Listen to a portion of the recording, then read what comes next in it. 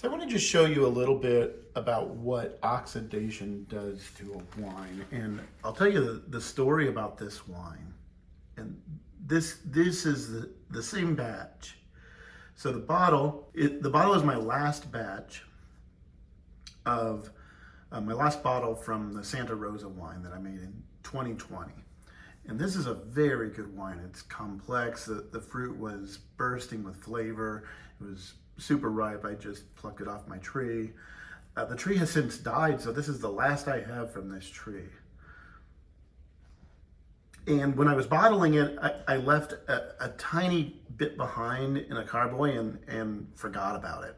And of course, it had an airlock on there. But as with anything else, you know, over a period of years, it's going to, the water is going to evaporate out of there. So for most of several years, it has been exposed to oxygen. And you can tell the color, it doesn't come across quite as well in the video, but you should still be able to see it's considerably lighter. The Santa Rosa bottle has been protected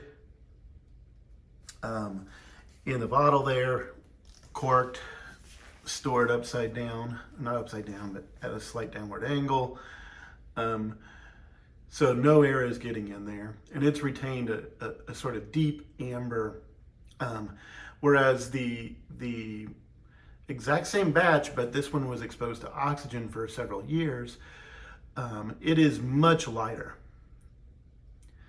But crucially, it's not turned to vinegar. See, a lot of times people sort of act as if, you know, if you get exposed to vinegar, to oxygen, you're going to get vinegar.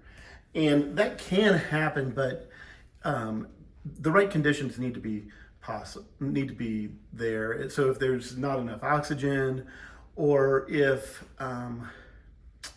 you know, let's say that the alcohol is too high for really the bacteria to thrive, you might not get vinegar, but what you will get is an oxidized wine. And you can see really well, this is like the color of iced tea. And here's a glass. It's not terrible. You can kind of see if I swirl it around, it doesn't really have much in the way of legs. I don't know if you can see, but there's no real legs there. If you smell it, so I'm just gonna kind of smell it. It's clearly wine. It's alcohol. It's not vinegar, but it has a very one note. And I'll taste it. I'm not going to drink it.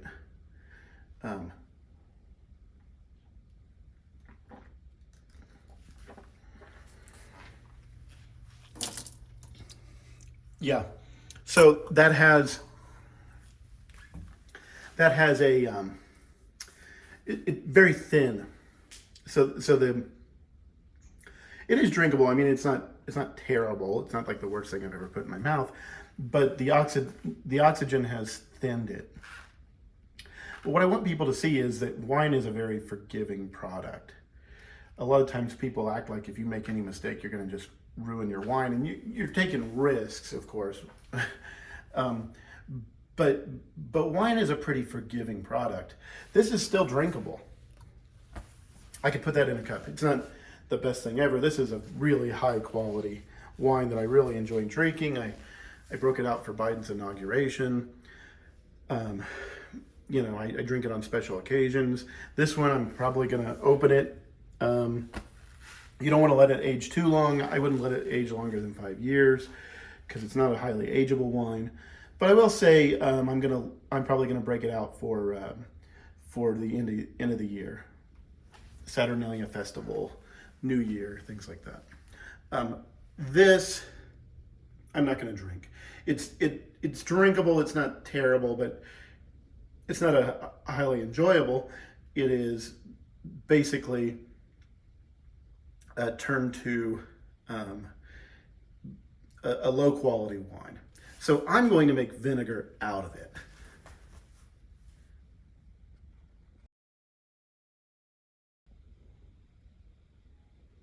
Okay, so I showed you that the wine has been heavily oxidized.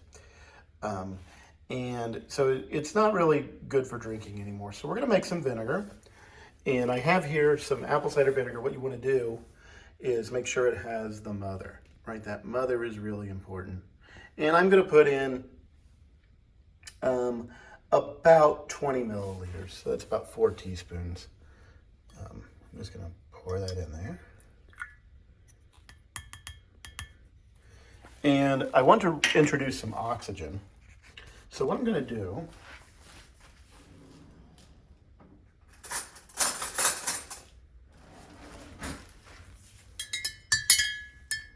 is just stir it. I'm just trying to get some oxygen in there. It is an aerobic process. And I'm gonna just see.